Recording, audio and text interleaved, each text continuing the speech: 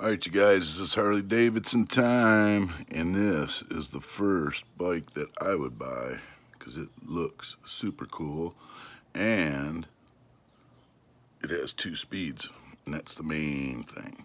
This is a 1914 model 10F V twin.